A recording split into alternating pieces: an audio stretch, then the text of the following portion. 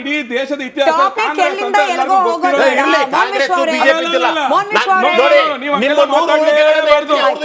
Nagaraj Yadav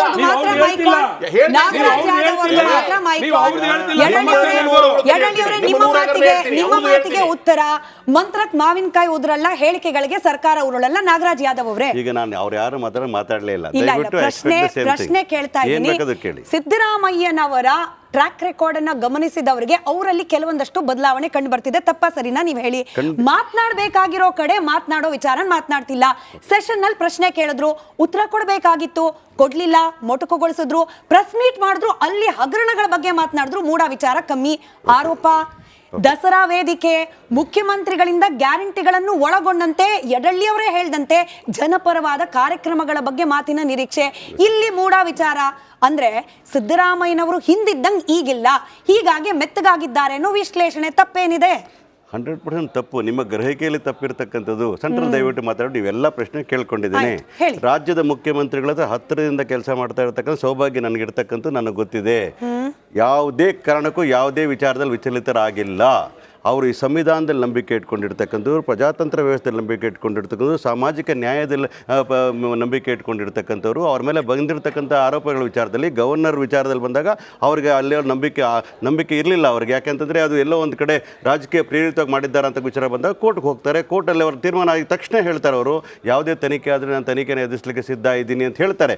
even though is got options to go to divisional bench and supreme ಕೋರ್ಟ್ಗೆ ಹೋಗೋಕ್ಕೆ ಅವಕಾಶಗಳಿದ್ದರೂ ಕೂಡ ಅವರು ಮುಕ್ತವಾಗಿ ಹೇಳ್ತಾರೆ, ಅವರ ಕುಟುಂಬದವ್ರು ಹೇಳ್ತಾರೆ ತನಿಖೆ ನಡೀಲಿ ಅಂತ ಹೇಳ್ತಾರೆ. ಅವರ ಧರ್ಮಪತ್ನಿಗಳು ಭಾರತೀಯ ನಾರಿಯಾಗಿ ಗಂಡನಿಗೆ ಇಷ್ಟೊಂದು ಸಂಕಷ್ಟ ಬರೋದಿದ್ರೆ ಹಂಗೆ ಅಂಥ ಜಮೀನು ಯಾಕೆ ಬೇಕು ನನಗೆ ಅಂತ ಸರೆಂಡರ್ ಮಾಡೋ ಸಂದರ್ಭದಲ್ಲಿ ಕೂಡ ಹೇಳ್ತಾರೆ ತನಿಖೆ ಮುಂದುವರಿಲಿ ಅನ್ನೋ ವಿಚಾರಗಳನ್ನು ಹೇಳ್ತಾರೆ. ಯಾವುದೇ ಕಾರಣಕ್ಕೂ ಕೂಡ ಅವರು ವಿಚಲಿತರಾಗಿಲ್ಲ ಮತ್ತು ಯಾವುದೇ ಕಾರಣಕ್ಕೂ ಕೂಡ ಪ್ರಗತಿ ಪಥವಾಗಿ ಕರ್ನಾಟಕವನ್ನು ತಗೊಂಡೋಗ್ಬೇಕಂತದಲ್ಲಿ ಅವ್ರು ಎಂದೂ ಕೂಡ ಎರಡನೇ ಮಾತು ಯೋಚನೆ ಮಾಡಿದವರಲ್ಲ.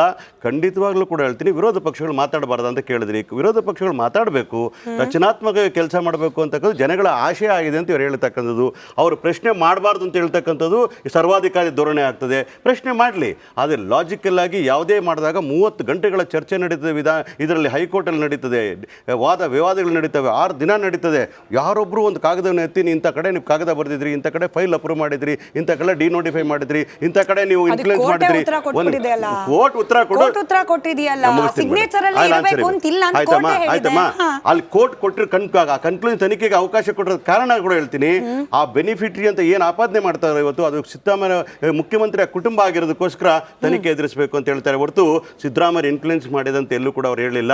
ಆ ಕಾರಣಕ್ಕೋಸ್ಕರ ನಿಮ್ಗೆ ಹೇಳ್ತಾ ಇರ್ತಕ್ಕಂಥದ್ದು, ಕಾನೂನು ತನ್ನ ಕೆಲಸ ಮಾಡಲಿಕ್ಕೆ ವೀಕ್ಷಕರಿಗೆ ಅರ್ಧಂಬರ್ಧ ಇನ್ಫಾರ್ಮೇಶನ್ ಹೋಗೋದು ಬೇಡ.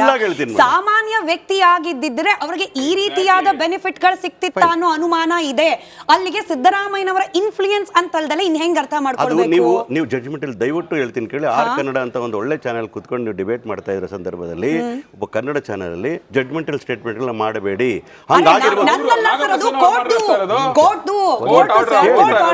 ಆಯ್ತಪ್ಪ ಮೋಹನ್, ನಾನು ಇಂಟರ್ಫಿಯರ್ ಆಗಿಲ್ಲ ಮೋಹನ್. ನಾನೇನು ಹೇಳ್ತಾ ಇದ್ದೀನಿ ಅಂತಂದ್ರೆ, ಕೋರ್ಟು ತನ್ನ ಫೈಂಡಿಂಗ್ಸ್ ನ ಹೇಳಿದ್ರು ಕೂಡ they are not, that is not ultimate. There is lot of things. ಅದಾದ್ಮೇಲೆ ಈಗ FIR ಫೈಲ್ ಮಾಡಲಿಕ್ಕೆ ಮ್ಯಾಜಿಸ್ಟ್ರೇಟ್ ಕೋರ್ಟಲ್ಲಿ ಕೊಟ್ಟಿದ್ದಾರೆ, CRPC ಕೊಟ್ಟವ್ರೆ. CRP ದೇಶದಲ್ಲಿ ಬದುಕಿದೆಯೋ ಸತ್ತಿದೆಯೋ ಗೊತ್ತಿಲ್ಲ, ಆದರೂ ಕೂಡ ಅದ್ರಲ್ಲಿ ಕೊಟ್ಟಿದ್ದಾರೆ. ನಾವು ನ್ಯಾಯಾಲಯಗಳನ್ನ ಪ್ರಶ್ನೆ ಮಾಡಂಗಿಲ್ಲ. ಲೋಕಾಯುಕ್ತ ಪೊಲೀಸರು ಮಾಡಲಿ, ಬೇಡ ಅಂತ ಹೇಳಲ್ಲ.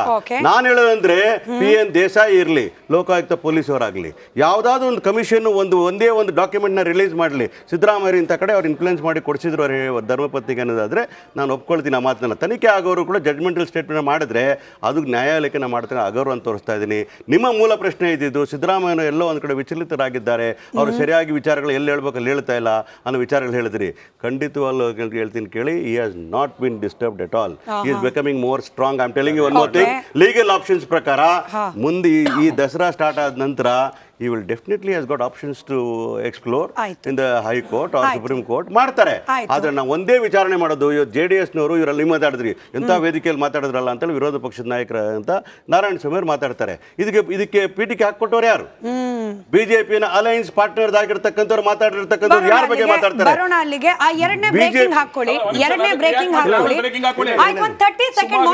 ಮೋಹನ್ ವಿಶ್ವರ್ 30 ಸೆಕೆಂಡ್ ನನಗೆ ಎರಡನೇ ಬ್ರೇಕಿಂಗ್ ತಗೊಳ್ಬೇಕು. ಬ್ರೇಕಿಂಗ್ ಆದ್ಮೇಲೆ ಮೋಹನ್ ವಿಶ್ವ ಅವರು ನೋಡಿ ಆಯ್ತು ಸರ್, ರಾಜೀನಾಮೆ ಕೊಡಿ ಅನ್ನೋದು ವಿರೋಧ ಪಕ್ಷಗಳ ಮಾತು. ಆದ್ರೆ ನೀವೇನ್ ಸಾಚಾನ ಅಂತ ತಮ್ಮದೇ ಪಕ್ಷದ ಪ್ಲಸ್ ಮೈತ್ರಿ ಪಕ್ಷದ ನಾಯಕರನ್ನ ಕೇಳ್ದಂಗಿತ್ತು GT ದೇವೇಗೌಡರ ಮಾತು. ಈ ಕಡೆಗೆ ಕಾಂಗ್ರೆಸ್ನವ್ರು ತೋರಿಸ್ತಿದ್ದಾರೆ, ಅಶೋಕ್ ಅವ್ರ ಕಡೆಗೆ ಬೊಟ್ಟು. ಅಲ್ಲಿಗೆ ಹೇಳಿ ಸರ್, ಇದಕ್ಕೆ ನೀವು ಉತ್ತರ ಕೊಡಬೇಕು. ಮೂಡ ಮುಗಿಯೋದ್ರಲ್ಲಿ ಎಲ್ಲಾ ರಾಜಕೀಯ ಪಕ್ಷಗಳ ಬಹುತೇಕ ನಾಯಕರ ಅಸಲಿ ಬಂಡವಾಳ, ಈ ಲೈನ್ ಇದೆಯಲ್ಲ ಬ್ರೇಕಿಂಗ್ ಅಲ್ಲಿ ವೀಕ್ಷಕರು ಗಮನಿಸ್ತಿರೋದು, ಎಲ್ಲರ ಬಂಡವಾಳ ಬಯಲಾಗ್ಬಿಡುತ್ತಾ ಅಂತ ಹೇಳಿ. ನಿಮಗ್ ಬರ್ತೀನಿ ಆ ಲಾಸ್ಟ್ ಪ್ರಶ್ನೆಗೆ. ಅದಕ್ಕೆ ಮುಂಚೆ ಮೋಹನ್ ಅವ್ರು ಉತ್ತರ ಕೊಡಬೇಕು. ನಾಗರಾಜ್ ಯಾದವ್ ಅವರು ಸುಮಾರು ಪ್ರಶ್ನೆಗಳನ್ನ ಎತ್ತಿದ್ರು. ಏನಂತ ನಿಮ್ಮಲ್ಲಿ ಪ್ರಶ್ನೆ ಇದ್ದಿಲ್ರಿ? ಅಲ್ಲ ಕೇಳಿಸ್ಕೊಳ್ಳಿ ಸರ್. ಸಿದ್ದರಾಮಯ್ಯ ಅವ್ರು ಏನಂದ್ರು, ತನಿಖೆಗೆ ಸಹಕರಿಸ್ತೀನಿ ಅಂದ್ರು, ಅವ್ರ ಪತ್ನಿ ಅವ್ರ ಸೈಟ್ ಎಲ್ಲ ವಾಪಸ್ ಕೊಟ್ರು ಅಂತೆಲ್ಲ ಹೇಳಿದ್ರು. ಅವ್ರು ಡಬಲ್ ಸ್ಟ್ಯಾಂಡರ್ಡ್ ಹೆಂಗಿರುತ್ತೆ ನೋಡಿ. ಒಂದ್ ಕಡೆ ತನಿಖೆಗೆ ಸಹಕರಿಸ್ತೀನಿ ಅಂತ ಹೇಳೋದು, ಇನ್ನೊಂದ್ ಕಡೆ ಕೋರ್ಟಿನ ತೀರ್ಪಿಗೆ ವಿರುದ್ಧವಾಗಿ ಪಬ್ಲಿಕ್ ಅಲ್ಲಿ ಬಂದು ಮಾತಾಡೋದೇನು, ದ್ವೇಷದ ರಾಜಕಾರಣ, ಕೇಂದ್ರ ಸರ್ಕಾರ ನನ್ನ ಇಳಿಸೋದಕ್ಕೆ ಒಬ್ಬ ಅಹಿಂದ ನಾಯಕನನ್ನ ಕೆಳಗಿಳಿಸೋದಕ್ಕೆ ಪ್ರಯತ್ನ ಪಡ್ತಾ ಇದೆ ಅಂತ ಈ ರೀತಿ ಹೇಳ್ಕೊಂಡು ಕೂತ್ಕೊಳ್ಳೋದು. ಪ್ಲೀಸ್, ನಾನು ಡಿಸ್ಟರ್ಬ್ ಮಾಡಿಲ್ಲ ಸರ್. ಸರ್ ನೀವು ಹೇಳಿ, ನಾನು ಡಿಸ್ಟರ್ಬ್ ಮಾಡಿಲ್ಲ, ನಾನು ಮುಗಿಸ್ತೀನಿ. ಇಲ್ಲ ಪ್ಲೀಸ್ ತಪ್ಪಿದು. ಪ್ರಶ್ನೆ ಕೇಳಿದ್ರೆ ಉತ್ತರ ಕೇಳ್ಬೇಕು ಪ್ಲೀಸ್. ನೋಡಿ ಆಯ್ತಾ, ಆ ತರ ಹೇಳಿಕೆಗಳನ್ನ ಕೊಡೋದು, ಅದಕ್ಕೆ ತಕ್ಕಂತೆ ಜಮೀರ್ ಅಹಮದ್ ಖಾನ್ ಈಚೆಗಡೆ ಬಂದ್ಬಿಟ್ಟು ನ್ಯಾಯಾಧೀಶರೇ ಸರಿ ಇಲ್ಲ, ನ್ಯಾಯಾಲಯವೇ ಸರಿ ಇಲ್ಲ, ನ್ಯಾಯಾಲಯದ ಹೇಳಿಕೆನೇ ಸರಿ ಇಲ್ಲ ಅನ್ನೋ ರೀತಿ ಒಂದು ಹೇಳಿಕೆ ಕೊಡ್ತಾರೆ. ಪೊಲಿಟಿಕಲ್ ಜಡ್ಜ್ಮೆಂಟ್ ಅಂತ ಒಂದು ವರ್ಡ್ ಯೂಸ್ ಮಾಡ್ಬಿಡ್ತಾರೆ.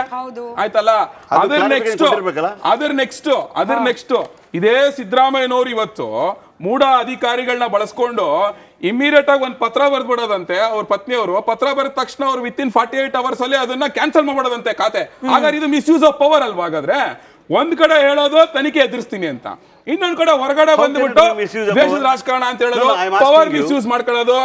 ಆಯ್ತಾ, ಮೂಢ ಅಧಿಕಾರಿಗಳು ಯಾರ ಕೆಳಗಡೆ ಬರ್ತಾರೆ? ಆಯ್ತಾಗ ಯಾರಾದ್ರೂ ಕಾಮನ್ ಮ್ಯಾನ್ ನೀವು ವಾಪಸ್ ಕೊಡ್ತೀನಿ ಅಂತ ಹೇಳಿದ ತಕ್ಷಣ ಅಬ್ಸಲ್ಯೂಟ್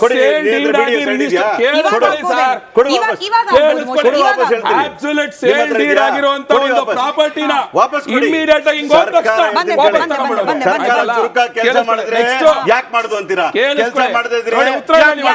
ಉತ್ತರ ಇಲ್ಲ. ನೀವು ಸಿದ್ದರಾಮಯ್ಯ ಹೋಗಿ ತಮ್ಮ ಇಂಪ್ರೆಷನ್ ತಗೊಂಡ್ಬಂದು ಅದಾದ್ಮೇಲೆ ಖಾತೆ ರದ್ದು ಮಾಡೋ ಪ್ರಕ್ರಿಯೆ ಈ ರಾಜ್ಯದಲ್ಲಿ ಜನಸಾಮಾನ್ಯನಿಗೂ ಇದೆ ಅಂತಂದ್ರೆ ಮಾತ್ರ ಮೀಸಲಾಗಿದ್ರೆ ಸಿದ್ದರಾಮಯ್ಯ ರಾಜ್ಯ ಅಷ್ಟೇ. ಸಬ್ ರಿಜಿಸ್ಟರ್ ಆಫೀಸ್ ನಲ್ಲಿ ಒಂದು ಸಬ್ ರಿಜಿಸ್ಟರ್ ಪ್ರಾಪರ್ಟಿ ರಿಜಿಸ್ಟರ್ ಮಾಡ್ಕೊಂಡು ಕೊಟ್ರಿ. ಕಾಮನ್ ಮ್ಯಾನ್ ಇವತ್ತು ಸಬ್ ರಿಜಿಸ್ಟರ್ ಆಫೀಸ್ ಅಲ್ಲಿ ಒಂದು ಪ್ರಾಪರ್ಟಿ ರಿಜಿಸ್ಟರ್ ಮಾಡಿಸ್ಕೊಬೇಕು ಅಂತ ಹೇಳಿದ್ರೆ ತಿಂಗಳಾನ್ಗಟ್ಲೆ ಕಾಯುವಂತ ಟೈಮ್ ಇದೆ. ಅಂತದ್ರಲ್ಲಿ ವಾಪಸ್ ಕೊಡುವ ತಕ್ಷಣ ಫಸ್ಟ್ ಆಫ್ ಆಲ್ ಅದು ತನಿಖೆ ಸ್ಟಾರ್ಟ್ ಆಗಿರೋದ್ರಿಂದ ಅದು ತನಿಖಾ ಏಜೆನ್ಸಿನಲ್ಲಿ ಇರಬೇಕಾದಂತ ಪ್ರಾಪರ್ಟಿ ಅವ್ರು ಚೀಸ್ ಮಾಡ್ಕೊಂಡು ಅವ್ರು ಕೊಡ್ಬೇಕಾಗಿರೋದು. ಗೊತ್ತಾಯ್ತಲ್ಲ, ಸಿಂಪಲ್ ನಿಮ್ಮ ಹತ್ರ ಉತ್ತರ ಇಲ್ಲ.